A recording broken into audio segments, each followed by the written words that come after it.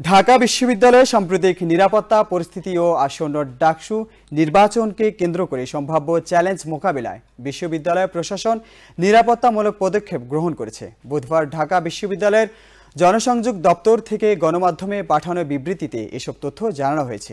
বিবৃতিতে উল্লেখ করা হয়েছে, মঙ্গলবার উপাচার্যের সভাকক্ষে উপাচার্য অধ্যাপক ডক্টর নিয়াজ আহমদ খানের সভাপতিত্বে অনুষ্ঠিত এক সভায় এসব সিদ্ধান্ত গৃহীত হয়। সভায় প্রো ভাইস চ্যান্সেলর অধ্যাপক doctor Saima Haque Bidisha, pro vice chancellor অধ্যাপক ডক্টর মামুন আহমেদ, কোষাধ্যক্ষ অধ্যাপক doctor M Jahangir Alam Chowdhury, proctor সহযোগী অধ্যাপক সাইফুদ্দিন আহমদ, ভারপ্রাপ্ত রেজিস্ট্রার মুন্সি শামসুদ্দিন আহমদ, সিটি এসবির ডিআইজি মীর আশরাফ আলী, ডিজিআইএফআই এর প্রতিনিধি কর্নেল আবদুল্লাহ, রমনা জোনের ডিসি মোহাম্মদ মাসুদ আলম, শাহবাগ থানার ওসি মোহাম্মদ খালিদ মানসুর, এনএসআই ও ডিবির প্রতিনিধিরা উপস্থিত ছিলেন।